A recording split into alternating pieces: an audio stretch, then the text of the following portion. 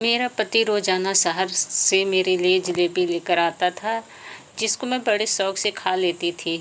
लेकिन उसके बाद मुझे होश नहीं रहता था। सुबह उठती तो कपड़े गीले रहते थे और एक दिन पति की लाई हुई जलेबी मैंने फेंक दी और सोने का बहाना करके सो गई। और फिर जो मेरे साथ हुआ मेरे पति ने किया, वह सुनकर आपके रोंगटे खड़े हो जाएंगे, क्योंकि शादी की रात पति के कमरे में आने से पहले मैंने ब्लैक कलर की सूट नाइटी पहनी थी कि वह पहली ही नज़र में मुझे देखकर अपना दिल हार बैठे। वैसे मैं गांव वाली थी।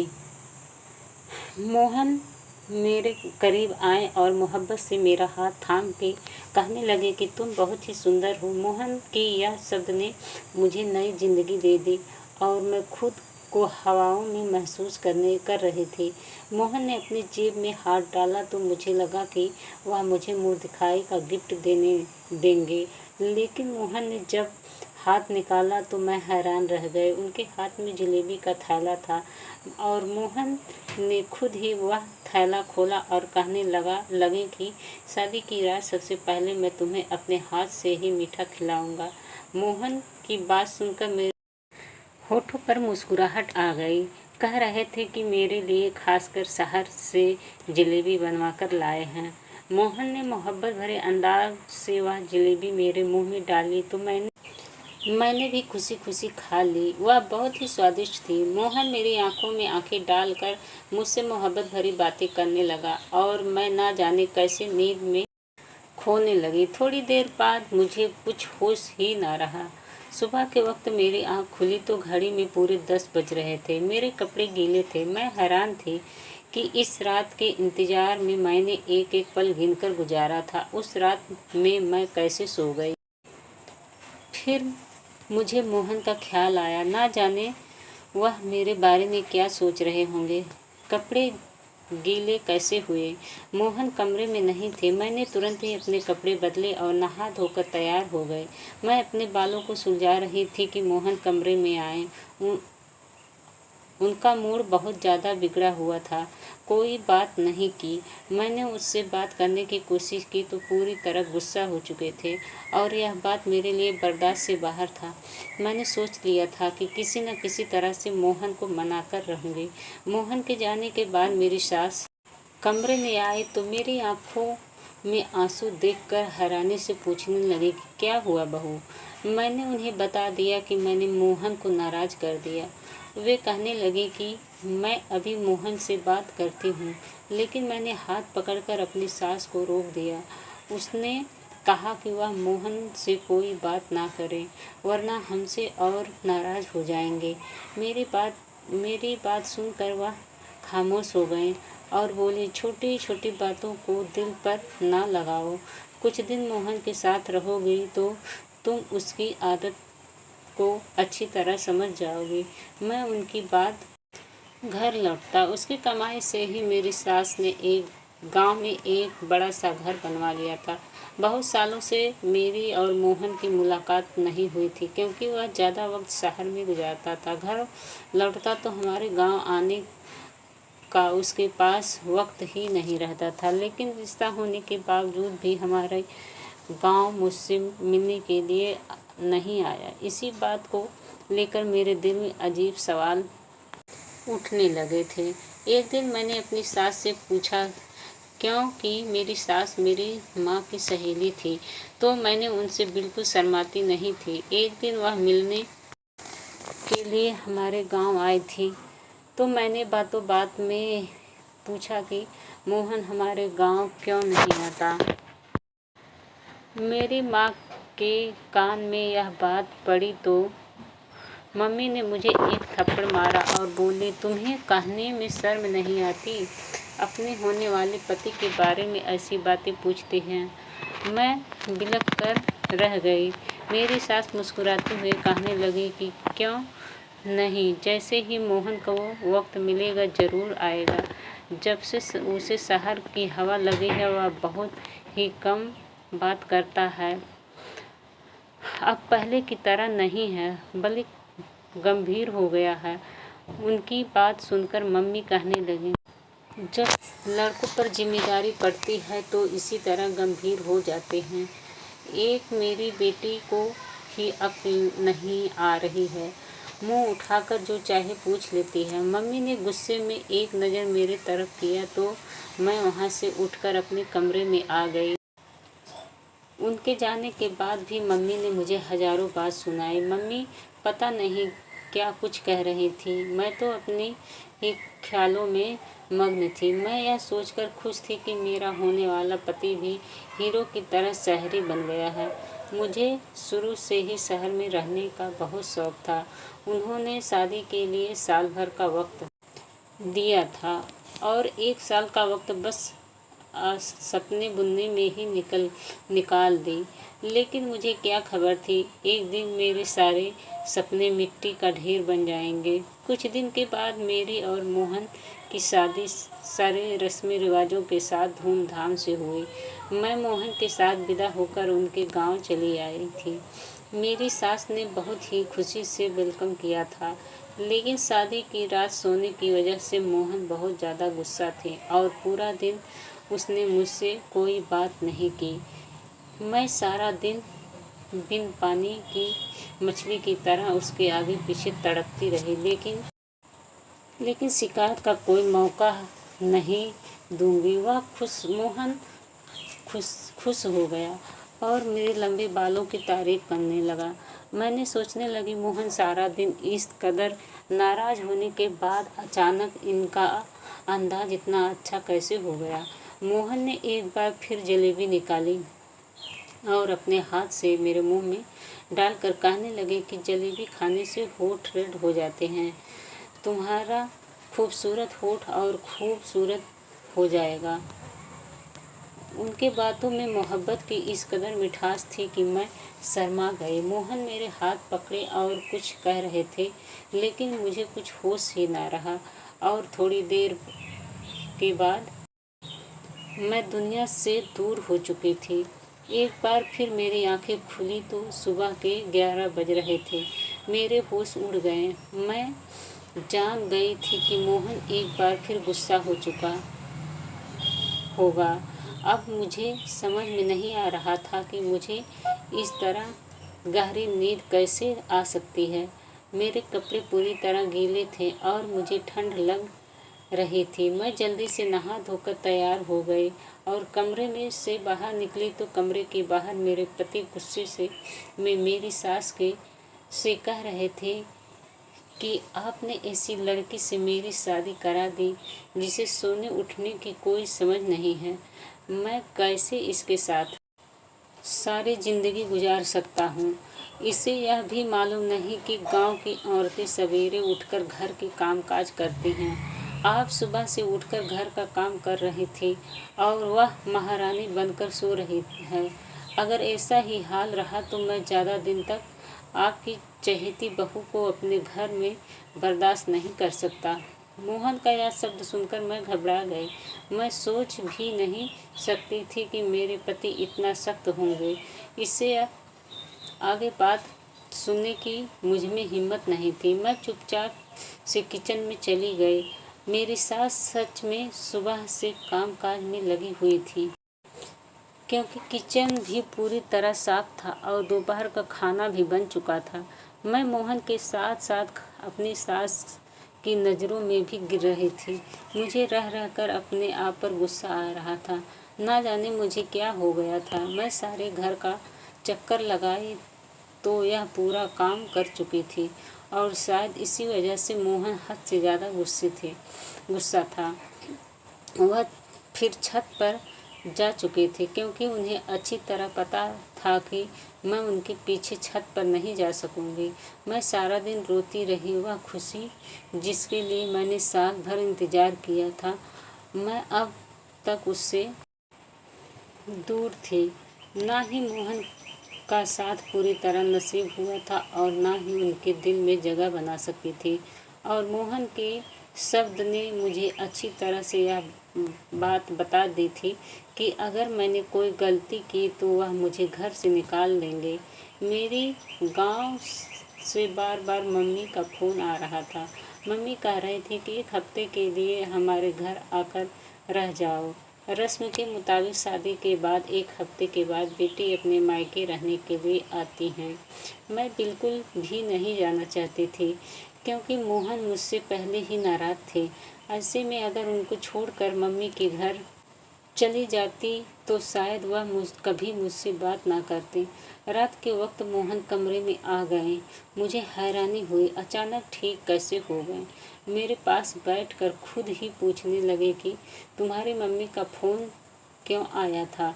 मैंने सारी बात बता दी तो कहने लगे कि अच्छी बात है, तुम चली जाओ, वरना मम्मी कहने लगेंगी कि मैंने मना किया है। कल से मेरी नौकरी भी शुरू हो रही है। मैं भी सुबह सवेरे शहर जाऊंगा तो रात को ही घर वापस लौटूंगा। तुम 1 हफ्ता वहाँ गुजार कर आ जाओ और मम्मी को भी अपने साथ ले जाओ। मुझे मोहन से इस तरह की दूरी का भरोसा नहीं था।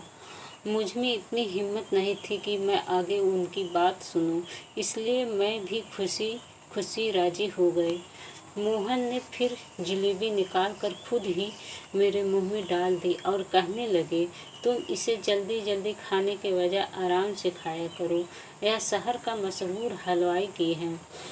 इससे तुम्हारे होठ रेड हो जाएंगे और बहुत ही खूबसूरत लगेगी। मैं मोहन को इस तरह के बदलते हुए देखकर बहुत परेशान थी। वह जितने सख्त थे उतना ही मोहब्बत करने वाले भी थे, और उनका गुस्सा करना सही था। मेरी गलती की वजह से वह गुस्सा थे। मोहन कहने लगे कि मैं मम्मी को बता कर आता हूँ कि तुमको कल तुम्हारे गांव जाना है, मेरा इंतज़ार करना। मोहन की बात सुनकर मैंने मुस्कुरा दिया। मैंने सोच लिया था कि मैं किसी सूरत में आज नहीं सोऊंगी और मुझे मोहन का इंतज़ार करना था। गांव जाने से पहले उनके दिल से अपनी दूरी को मिटाना था। मैंने जल्दी से नाइटी पहन ली। दीवार पर लगे शीशे में अपने होठ को देखकर हैरान रह गई थी। वह सच ही कहते थे कि मेरे होठ रेड हो जाएंगे। मैं बिस्तर पर आकर बैठ गए उनका इंतज़ार करने लगे, लेकिन मोहन के वापस आने से पहले ही एक बार फिर मैं सो चुकी थी। सुबह 10 बजे मेरी आँख खुली तो मोहन शहर की तरफ निकल चुके थे। वह बहुत सुबह ही शहर के लिए निकल जाया करते थे, क्योंकि शहर तक जाने का रास्ता 2 घंटे का था। मुझे खुद पर रोना आ रहा था। शादी के 1 हफ्ते बाद भी मैं मोहन के साथ कोई रिश्ता ना बना सकी, और मोहन के गुस्से की वजह सिर्फ मैं थी। यह सोच सोचकर परेशान थी कि मेरे कपड़े गीले कैसे हो जाते हैं। शायद मोहन मुझे उठाने की कोशिश। मैं कमरे से निकली तो मम्मी भी करते जाने के लिए मेरे कमरे से थी। मेरी सास मुझे देखकर कहने लगी कि मोहन तो चला गया, अब हम दोनों को ही गांव के लिए निकल जाना है। मैं बुझे बुझे दिल से अपने मायके के लिए निकल गई। मेरा दिल तो मोहन के साथ ही शहर चला गया था। अब मुझे उनसे 1 हफ्ते के बाद ही मिलना था। मेरे घर वाले मुझे देखकर बहुत खुश हुए। मेरी छोटी बहन को खुशी का ठिकाना ना रहा। सारे गांव में मेरे आने की खबर पहुंच गई थी, इसलिए औरतों का झुंड मुझे देखने के लिए आने लगा। पड़ोसन वाली मौसी की बेटी सुनीता की शादी थी। वह मेरी पक्की सहेली थी। गांव आकर मुझे उसकी शादी में घूमने का मौका मिल गया। खूब शोर शराबा हो रहा था, लेकिन फिर भी मेरे दिल में कोई खुशी नहीं थी, क्योंकि मेरा दिल तो मोहन के पर अटका हुआ था। हैरानी की बात यह थी कि जब से मैं अपनी माँ के घर आई थी, मुझे बिल्कुल भी नींद नहीं आ रही थी, और मोहन के कमरे में आते ही बिस्तर पर गिर जाया करती थी। यह तो मैं सिर्फ करवटें बदलती रहती थी। शायद मोहन की याद मुझे सोने नहीं दे रही है। मेहंदी की रात ही पड़ोसन मौसी की बहन का बेटा केशव शहर से शादी में घूमने के लिए आया था। वह बचपन से ही गांव आता जाता रहता था। मुझे देखते ही मेरे पीछे पीछे घूमने लगा। मैं हैरान थी कि उसे क्या हुआ। उसकी नज़र मुझ पर जमी हुई थी और इस बात को शायद मेरी सास ने भी महसूस किया था। मुझे अजीब सी घबराहट हो रही थी। पहले ही मेरे और मोहन के बीच का रिश्ता कुछ ठीक नहीं था और केशव के बारे में मेरी सास को पता चला तो मेरा बसा बसाया घर उजड़ जाएगा। इसलिए मैं पड़ोसन मौसी के घर से निकलकर अपने घर वापस आ ही रही थी और केशव मेरे पीछे पीछे चला आया। मुझे रोककर कहने लगा कि मुझे तुमसे प्यार है और अगर तुम कहो तो मैं तुम्हारे घर का रिश्ता भेज दूँ। केशव की यह बात ना तो मेरी जान ही निकाल दी। मैंने गुस्से से केशव से कहा कि मेरी शादी हो चुकी है और बेहतर यह है कि आगे तुम ऐसी कोई बात ना करना। मेरी बात सुनकर तो केशव कहने लगा, शहर में मेरा बहुत बड़ा बंगला है, गाड़ी है, मैं तुम्हें खूब खुशी दूंगा, लेकिन तुम अपने पति को छोड़कर मेरे साथ चलो। मैं हमेशा से ही तुमसे प्यार करता हूँ। मुझे क्या पता था कि 17 साल की उम्र में ही तुम शादी कर लोगे। मैंने उसे गुस्से से कहा कि आज तो यह बात कह दिया, लेकिन आगे ऐसी बात ना करना। मैं अपने पति से बहुत प्यार करती हूँ और तुम्हारी एक गलती मुझे बदनाम कर सकती है। केशव उस वक्त वापस लौट गया, लेकिन मेरे लिए सुनीता की शादी मनाना मुश्किल हो गया था। वह बहुत ढीठ साबित हुआ। बहाने बहाने में अपने फ़ोन में मेरी फ़ोटो खींच रहा था। जैसे तैसे एक हफ्ता गुजर गया और मैं अपनी सास के साथ वापस अपने घर आ गई। मोहन शायद आज काम से जल्दी लौट आया था। हम कल दोपहर को घर पहुँचे थे और मोहन पहले से ही घर पर था। मोहन को देखकर मैं बहुत खुश थी। अपना सामान रखने के लिए कमरे में गई तो मोहन अपनी मम्मी से मिलने के लिए उनके कमरे में चला गया। मैंने सोचा कि मैं भी कुछ देर मोहन और मम्मी जी के साथ बैठ जाती हूँ, फिर घर का कामकाज करूँगा। इसलिए सामान रखकर दोबारा उनके कमरे की तरफ आई तो मेरी सास के शब्दों ने मुझे हैरान कर दिया। मैं सोच भी नहीं सकती थी कि मेरा घर उजाड़ने वाली कोई और नहीं बल्कि मेरी अपनी सास है। वह गुस्से में मोहन से कह रही थी कि मैंने जाते वक्त तुझे कह दिया था कि हमारे वापस आने तक डिवोर्स का कागज़ बनवा लेना, लेकिन तुझे कुछ होश नहीं। मैंने खुद अपनी आंखों से देखा कि तेरी पत्नी कितनी गलत है, लेकिन तू तो आंखों में पट्टी बांध रखी है। मोहन कह रहा था कि माँ, मेरे लिए उसे छोड़ना नामुमकिन नहीं है। वह मेरी पत्नी है, मैं उसे प्यार करता हूँ, उसमें 1000 गलती सही है, लेकिन मैं उसे कभी ज़िंदगी से अलग नहीं कर सकता। मोहन मेरी मोहब्बत की बातें कर रहे थे और मेरी सास बुराइयों में मग्न थी। मुझे समझ में नहीं आ रहा था यह सब क्यों हो रहा है। मेरी सास मुझे इतना चाव से ब्याह कर लाई थी तो मुझे डिवोर्स क्यों दिलवाना चाहती थी, और मोहन जो मुझे बहुत ही सख्त लगते थे वह कितनी प्यार से बातें कर रहे थे और मेरी खातिर अपनी माँ से लड़ रहे थे। मेरा दिल पूरी तरह उलझ चुका था। जब मोहन कमरे में आए तो मेरा बिल्कुल भी जलेबी खाने का मन नहीं था। मैंने जलेबी का थाला उनके हाथ से ले लिया।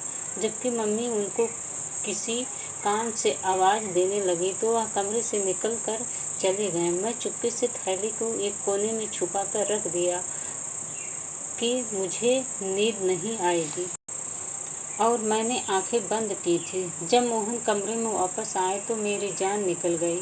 जो कुछ मैंने देखा मुझे अपनी आंखों पर यकीन नहीं हुआ।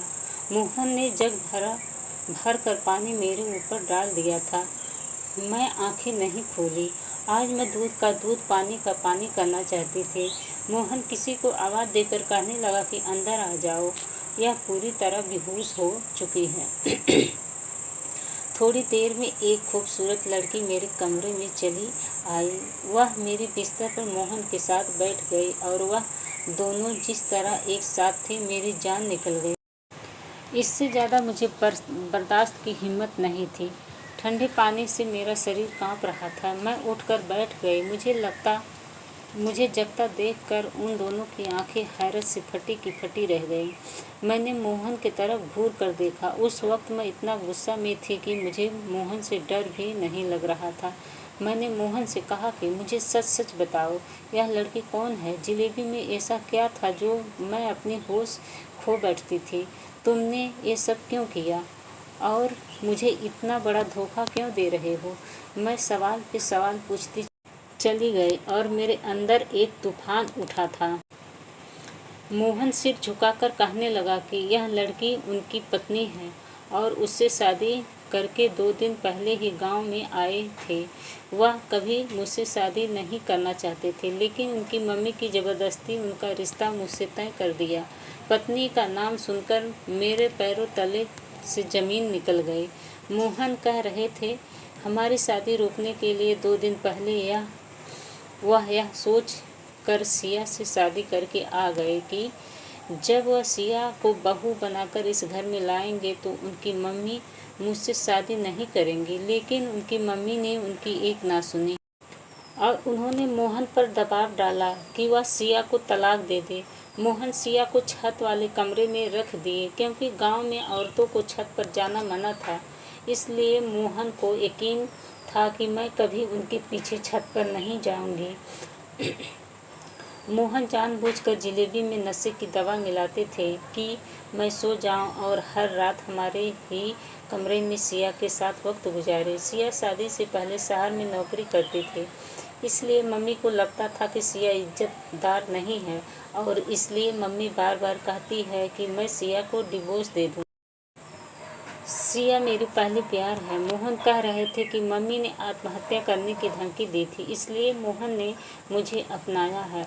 मोहन सिया को किसी हालत में नहीं छोड़ सकता और इस बात को मुझे भरोसा था। मोहन ने मुझे सारा सच बता दिया था, जिसे सुनकर मेरे पास कहने के लिए कुछ नहीं बचा था। मैं जान गई थी कि मेरी सास उस दिन सिया और मोहन की डिवोर्स की बात कर रहे थे, जिसे सुनकर मैंने गलत मतलब निकाल लिया था। मेरी बर्बादी के पीछे सिर्फ मोहन का हाथ नहीं था, बल्कि मेरी सास का भी हाथ था, जिन्होंने यह जानते बूझते कि उनके बेटे ने अपनी पसंद से शादी कर रखी है, ज़बरदस्ती उनके साथ मेरी दूसरी शादी करवा दी। मैंने मोहन के साथ ज़िंदगी को लेकर कई सपने देखे थे। ऐसे इंसान के साथ मैं कभी ज़िंदगी नहीं बिता सकती थी, जो किसी और से इस कदर मोहब्बत करता था। उसकी खातिर मुझे नशे वाली जलेबी तक खिला सकता था। मैंने अपना सामान बांध लिया और अपनी सास को नमस्ते कहकर अपने गांव के लिए निकल गई। मेरी सास ने बहुत कोशिश की। वह बार बार मुझे यकीन दिला रही थी कि मोहन सिया को छोड़ देगा और मेरा हो जाएगा, लेकिन मैं कभी ऐसे इंसान के साथ गुजारा नहीं कर सकती थी जो मुझे मोहब्बत नहीं दे सकता था। मैंने अपने माँ बाप से कहकर मोहन से डिवोर्स ले लिया था। मैं अपने माँ बाप की लाडो रानी थी। वह मुझे खुद ही किसी ऐसी आग में झोंकना नहीं चाहते थे। पड़ोसन मौसी की वजह से केशव को खबर मिल गई थी कि मैं अब एक बार फिर अकेली हो गई हूँ, इसलिए केशव अपने घर वालों को भेजकर मुझे अपनाने की बात की थी। मैं अभी शादी नहीं करना चाहती थी, इसलिए मैंने साफ साफ इनकार कर दिया। मुझे आगे पढ़ना था और अपने पैरों पर खड़ा होना था। मेरी पढ़ाई के साथ ही मेरे पेपर भी ख़त्म हो गई थी। मैंने उसको दोबारा शुरू कर दिया था। हर शादी कामयाब हो यह ज़रूरी नहीं है, लेकिन एक नाकाम शादी का मतलब यह नहीं कि इंसान नाकाम होता है। अपनी शादी की नाकामी के बाद मैं बहुत ज़्यादा कामयाब हो गई थी। पढ़ाई के मैदान में झंडे गाड़कर अपने गांव का नाम पूरे ज़िले में रोशन कर दिया था। अगर मेरी कोई प्यारी सी बहन या बेटी नाकाम शादीशुदा ज़िंदगी का शिकार हो गई है, तो याद रखना कि ज़िंदगी में आगे बढ़ने के लिए नए रास्तों की तलाश करें और ज़िंदगी की दूसरी कामयाबी को समेटें। धन्यवाद दोस्तों। तो दोस्तों, मेरी कहानी आप लोगों को कैसी लगी? कहानी आप लोगों को अच्छी लगी होगी तो हमारे चैनल को लाइक, कमेंट, सब्सक्राइब कीजिएगा। नमस्ते, धन्यवाद।